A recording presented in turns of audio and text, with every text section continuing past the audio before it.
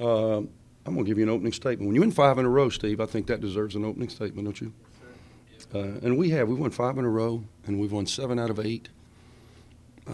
I saw, based on analytics, we were maybe the 5th hottest team in the country. I think that's this Arctic air not only made it cold outside, but it may have taken down our temperature as it related to pace of play a notch or two.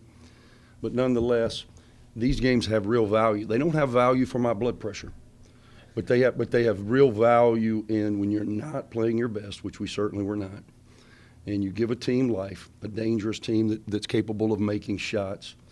And Primo Spears is top 10 in the country in scoring, and you see why. He just makes really hard shots, and then we let Monsanto get going. He hit 6 threes. They hit 13. They've been averaging around 14 made threes per game in their 2 conference wins, 7 made in their 3 conference losses. We give them 13. We were able to escape. So, again, we'll take it because it goes in the right column. There's a lot of things that we can learn from this, and we move forward. On your last defensive possession, to be able to have a guy with the length of Coleman to take their high three-point shooter, I mean, how big an advantage is that? Sometimes as coaches we overthink things. They are running primarily 5 out, and they're running ghost screens. Ghost screen meaning if you were the screener, Steve, as you were coming up to act like you were screening the guarding the ball, you ghost out of it. You just exit. It's just fake motion, and we were switching it because a lot of times you'll get caught late, and Primo is so good at getting downhill. So we were switching it, and when we were switching it, now we weren't switching up, and they were throwing back to Monsanto, and he was knocking down shots. So, again, we just weren't as aware as we needed to be. So the last possession, A.J. with 2 huge free throws, cold off the bench. Trusted him, senior, been here, done that. Made 2 huge ones. So now we're talking, hey, we got to step up, and we didn't switch that last possession, and Chris did an outstanding job. We probably should have made that correction earlier, but we're just fighting tooth and nail trying to get to the finish line. Coach, 26 of 30 on free throws tonight. How important are making free throws when you're not shooting the best from 3? Well, it's an area, we've been shooting it at about 75% clip, which is pretty good. We haven't gotten there enough. Our free throw rate is lower than it has been in the last couple of years, and it's been a point of emphasis. I thought we had a decisive size advantage in the paint. We end up winning points in the paint by 12, just trying to be assertive and attacking. Now, they played more zone tonight. They played that 2-3 zone.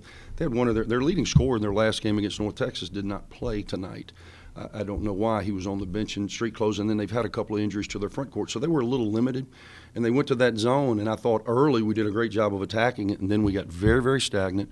We shoot 30-something% in the first half. So, Austin's a smart coach. He says, we're going to stay with it and make you make shots. And we really, really struggled. I tell you, I sound like a broken record, but it was the worst we've shot the ball all year. And that's saying something. On clean look, 7 for 26.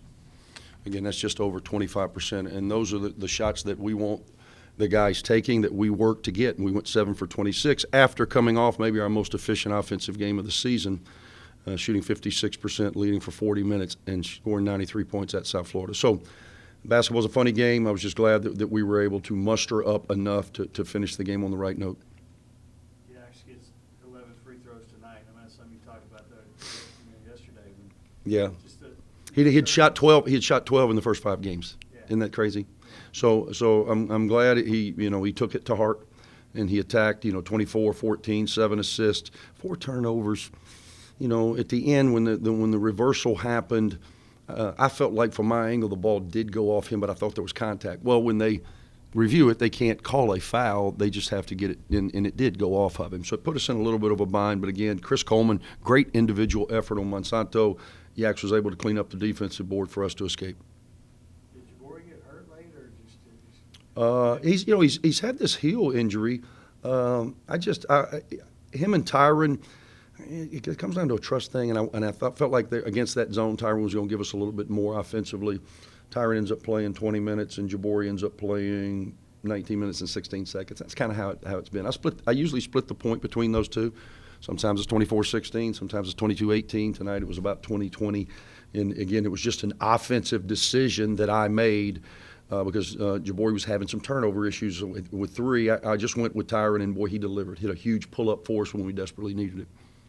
Yes, in non-conference, obviously had trouble in close games. You know, all the losses were in close games.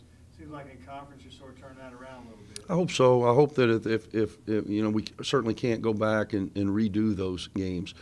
All we can do is try to learn from them. And so, again, to my earlier point, this is certainly not good for the coach's health, but I think it's really good for our team because it makes us have to grind through some tense moments, and that's conference play, most especially as the calendar gets deeper into January, turning into February. You guys, now you turn to Memphis, you know, your first trip to Memphis. Kind of what, you know, what are your early thoughts of that? And You know, I haven't really thought about it at all. I will. I've watched them. You know, they had an incredible non-conference record. Really represented well. They are super dangerous. They're always got good players, but that three-guard lineup they have is pretty dynamic. And we're familiar with two of the three, obviously, from one from Wichita State last year, the other from Tulsa. It's going to be a very challenging game. I'm sure that the Memphis faithful will show up and show out. Last time I was there, I had a little bit of an early exit. I'm going to try to make sure that my boss doesn't dock me pay, and I stay for the full 40 minutes. That's the plan. We'll see how it goes. Thanks. kind of glad when that clock hit zero, it's a tough game. Yeah. Tonight, wasn't it? Yeah, that was brutal. I said earlier in the interview that I felt like that was the worst 24-point game I ever had in my life. So, but I was glad I got out the way, and I'm glad we got out with a gutsy win. One thing that, talking to AK yesterday, we talked about the fact that you weren't getting to the free throw line in conference play, and kind of challenge you on that. You hit 11 tonight.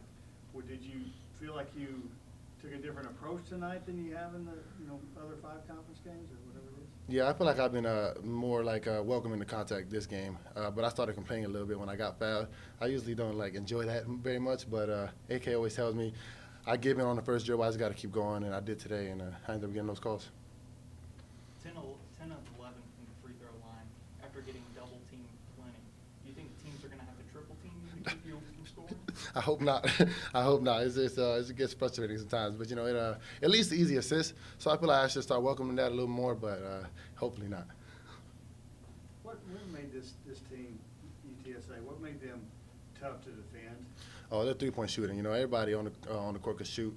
We dared a couple of them to shoot that we shouldn't have, and once they got going, it was hard to stop them. And number 12, I can't pronounce his last name, but he was lining us up, and that really set aside their offense and started bringing more life for them. Speaking of him, I mean, they got a chance to tie at the end, and you're able to put Chris on him. Not many guys that his size or as athletic as that. How nice is that to have a guy that can do that? It's great. Coach is talking about switch, and Chris said, "No, I got him." So it's like if there's big time to have somebody like that takes pride in getting that last stop that we need to win the game. You guys, obviously before tonight, you weren't supposed to think about Memphis, but now you can. I mean, Yeah. kind of turning the attention a little bit to Memphis right now. Sort of, what are your early thoughts on that? It's going to be the biggest game of the year so far for us. It's a big-time opportunity for us to prove to everybody why we were picked number 1 in the conference, and a chance to show everybody why the Blazers are who we are. So hopefully we can go out there, handle business, and get some more national attention towards us that we really rightfully deserve. Once again, you're flirting with that triple-double. I mean, I know that's not a focus when you're playing, but are you going to get it eventually? Man, I'm trying, man.